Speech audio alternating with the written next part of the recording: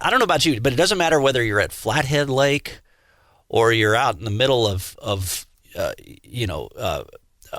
flatland country in eastern Montana, or you're in the Badlands or something. What always stands out to you?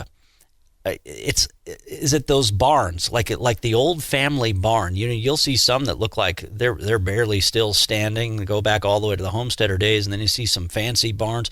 Like, for example, we've been talking a lot of politics and elections this week. It was really cool when Vice President Mike Pence came to Montana. He was at the Big Yellow Barn in Belgrade. There's just something cool about a barn on a farm or ranch, isn't there? And I don't know about you, but when you travel around, wouldn't it be cool to know more of the stories behind those barns on those farms or ranches? Well, sounds like Montana PBS has a really cool special program coming up here very soon.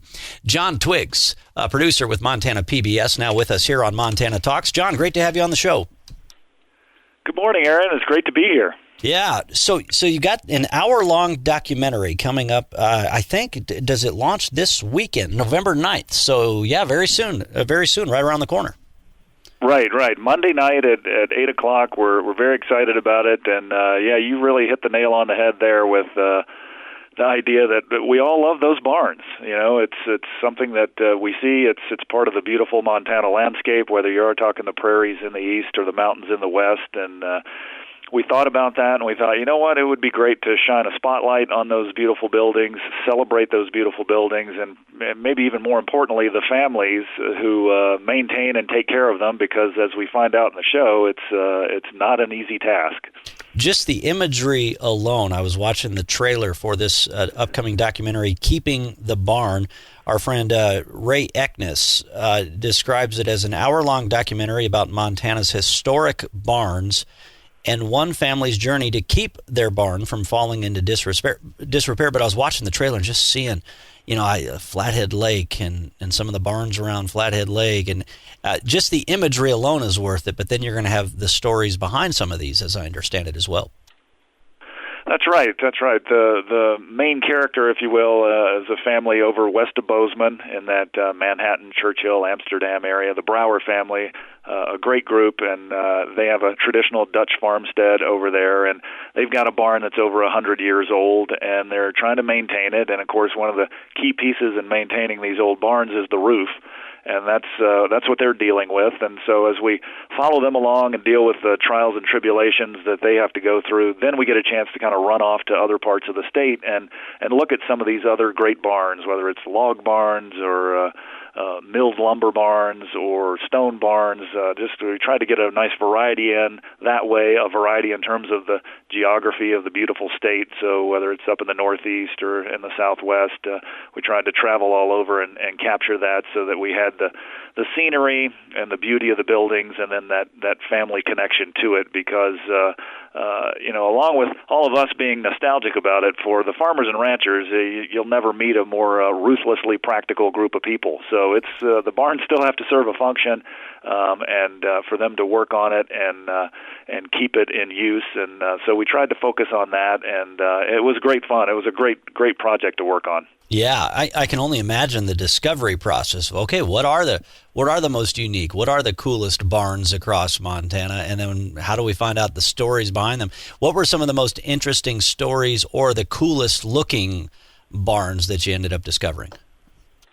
Well, a lot of folks, like you were saying, driving around Montana, if you're over there in the southwestern part, down the Dillon Twin Bridges, a lot of people have driven by there's a beautiful round barn there, the Doncaster round barn, and that has a fascinating story just for the fact that it was built mainly as a horse barn originally, and it ended up putting their prize foal there, Spokane, and Spokane was the only horse born and bred in Montana to ever win the Kentucky Derby. So it won the Kentucky Derby, the 15th running of it back in the 1880s, and that was its claim to fame. But you don't see a lot of round barns in Montana, so that one really stands out. We were up in the plains of northeastern Montana, and there was one where there was a very ingenious farmer at the time coming out of the Depression, late 1930s. They were finishing up the Fort Peck Dam, and he actually bought a piece of machinery, one of the dredges, and he figured out a way to take it apart and put it back together again as a barn. It's the most amazing thing. Wow. To look at some of the pictures of how he did that.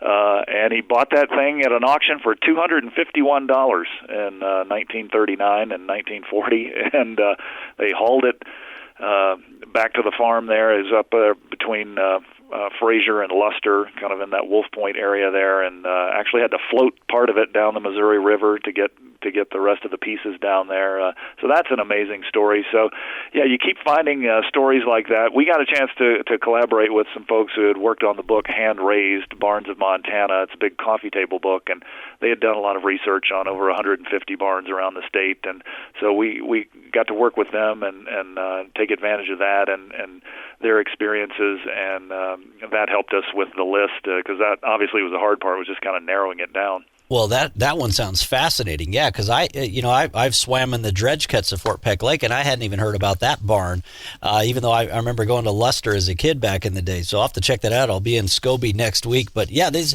is going to could set a lot of people up for some weekend road trip ideas or some day trip ideas. To you'll put some extra dots on the map for folks to check out. What were some of the other cool stories that you heard out there? We had some other fascinating ones, in terms of unusual barns. Of course, we had the copper barons back in the late 1800s, early 1900s. Marcus Daly was one of the famous ones, and he has another horse story, I guess, related to it. And he had a horse that he said if it won this match race, he would build it a castle, and that's what he did. It's a barn that looks like a castle, and it's a pretty elaborate thing. And his horses all lived in the lap of luxury, lined the stalls with velvet, and have these beautiful archways in and out. And that one's actually no longer a barn. It got remodeled into a house, as you would imagine, since the way he set it up. So it was interesting even just to see that. So there's a whole bunch of unusual ones. And then, again, I think just some of the ones that are still functioning, used on the farm, used on the ranch. Those were very interesting ones, too, that were built out of sandstone. That we went to one down in southeastern Montana near between Ashland and Bernie in that area. Beautiful Tongue River Valley country down there, and they have a beautiful sandstone barn, and just to look at how the stone was cut and how they had to raise it up by hand, haul the wood in by wagon when it was built in the early 1900s, and it's still just as strong and proud as ever. I continue to marvel at that whether it's a stone barn or a wooden barn, that you can build anything here that can last 100 Montana winters. I'd say that's a pretty major achievement. And protected over how many fire seasons on top of that? Couple minutes to go here with John Twiggs, Montana PBS producer of this documentary that premieres on Monday, November 9th, Keeping the Barn. John, it's just amazing to me how, you can just take one topic, one idea. Hey, what's the story behind these barns? And you can end up uncovering so much great Montana history and culture just by telling the story about something as simple as a barn on a farm or ranch. I know, and it is, of course, such a big part of Montana's history. When you go back and you think about maybe the 1840s when Pierre-Jean de Smet and some of the missionaries came over and met with the native tribes, and that was when they first started talking about different farming techniques, and then that started the chain reaction of, well, then we're going to need to store some of the harvest. Maybe we need to think about building some buildings. And then, of course, the famous killing winter that Montana had in 1886, 1887 that Charlie Russell immortalized. After that, the open range started to close, and there was a realization that you can't just kind of turn them loose out on the pasture there, that you're going to need to protect the crops, protect the livestock. And that was kind of the golden era of Montana's barn building, was the 1880s into the 1920s.